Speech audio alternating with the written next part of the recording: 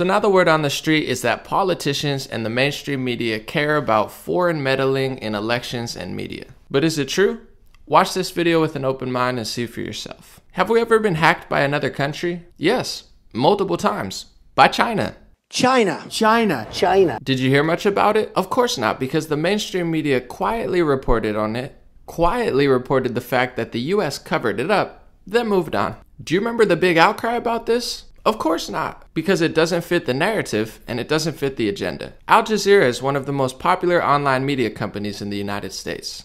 Who owns it? It's actually state-owned by the country of Qatar. Have you ever heard about this foreign influence in the US media? Of course not, because it doesn't fit the agenda. We don't want to go into other blatant connections between US politicians and Qatar, so let's move on. Within the last few years, a big Chinese conglomerate bought Legendary Pictures for $3.5 billion. That's over 3,000 times as much money as the Russian troll farm spent. And US media companies are even admitting that this is just the beginning of China's control of Hollywood. And mainstream publications even admit that they know it's part of a bigger picture for China to control the United States. Did you hear much about this? Of course not, because it doesn't fit the agenda. Saudi Prince bin Talal, who was arrested last year with all of that confusing Saudi Arabia drama, has quite the influence in the US media and of course in US elections, with that much tech company control. For years he's been a major shareholder in News Corp, which owns Fox News, AOL, Apple, Motorola, eBay, Twitter, Snapchat, Lyft, just to name a few. Have you ever heard the media scream and cry about that type of massive foreign influence in media and that type of massive foreign influence in our elections by controlling that much media and tech? Of course not, because it doesn't fit the narrative that they've painted. Stick to the script, even if the truth is nowhere to be found. This doesn't even scratch the surface of foreign influence in American politics and foreign influence in the United States media and foreign influence in the United States elections. But I don't have all day. So what's up with this complex Russian social media trolling? It was actually ads from all sides of the political spectrum, like this, LGBT pages, black activist pages, Southern conservative pages, and much, much more.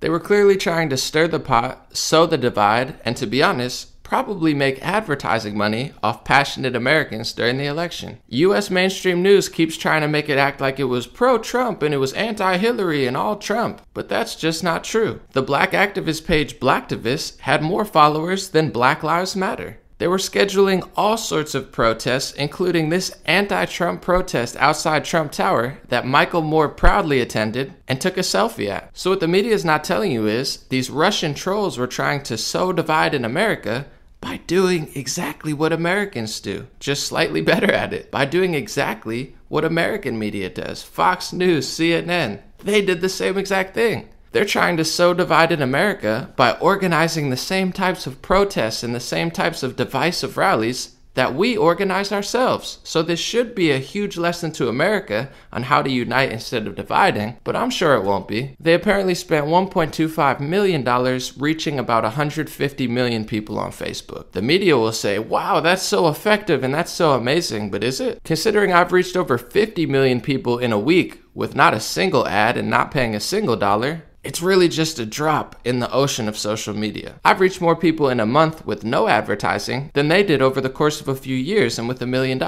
More than half of these ads were pushed after the election. One of Facebook's advertising executives took to Twitter to explain this. He said, "Very excited to see the Mueller indictment today. We shared Russian ads with Congress, Mueller, and the American people to help the public understand how the Russians abused our system. Still, there are key facts about the Russian actions that are still not well understood. Most of the coverage of Russian meddling involves their attempt to affect the outcome of the 2016 US election. I have seen all the Russian ads and I can say very definitively that swaying the election was not the main goal. The majority of Russian ad spend happened after the election. We shared that fact, but very few outlets have covered it because it doesn't align with the mainstream media narrative of Trump and the election." He spelled Trump wrong, but we know what he means. So after telling the truth, he was harassed and guilted into apologizing. For what? He told the truth. The New York Times fact-checked it and said, is he telling the truth? Well, kind of, because 56 of the ads were after the election, but we said that. We all reported on that. But is that the message you're really conveying? Because most people think that the Russians are helping Trump do all this stuff, when it's really just a bunch of random Russian trolls trolling all sides of the political spectrum. That's not the message that you're conveying, no matter how much you try to pretend like it. So do the mainstream media and anti-Trump politicians really care about foreign hacking, foreign meddling, and foreign influence in US elections?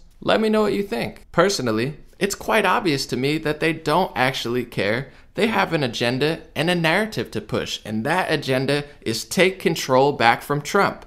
Get Trump out of office. They don't care about the truth. They don't care about honesty, integrity, or real news. Social media helped Trump win the election. Social media helped Bernie Sanders almost beat Hillary Clinton. The tech companies and the media companies wanted Hillary Clinton to win. So what are they doing now? They're using this Russophobia scare to further close up Facebook, Twitter, and Google so that a free candidate never wins again. They use tragedies and foreign influence in media to justify closing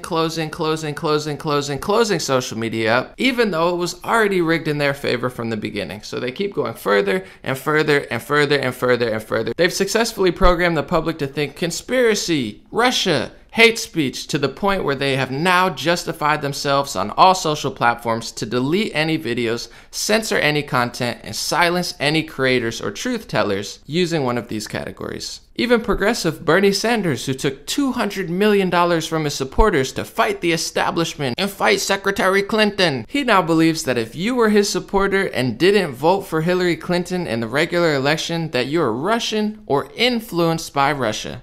Yeah, totally, Bernie. The Russia troll Twitter and Facebook pages are the only way that somebody couldn't want to vote for Hillary Clinton. That's the only explanation. There's no reason that somebody that supported you wouldn't like Hillary Clinton. Thanks for showing us who you really are, Bernie. YouTube has deleted entire channels this week, including Richie Allen, the #1 indie radio station in the UK, who I've had a pleasure of being on. Bombard's body language. So now reading somebody's body language is a bannable and deletable offense. Because you're only allowed to read body language until you do a body language reading on somebody that they don't want you to talk about. This type of irrational deleting, blocking, banning, and censoring has led many people, including myself, to more free and open platforms like Minds.com, where they allow free thinking, a real discussion, and questioning the narrative that all the tech companies don't want you to question. I signed up to Minds.com, and I'll be using it a lot more frequently. Once again, thanks for watching. Let me know your thoughts, and check out the comment section if you would like to support my news analysis. It's fueled by the people, so I'm allowed to have these discussions we're having now. Until, of course, social media kicks me off. Thank you guys so much. Have an amazing week. Much love and blessings.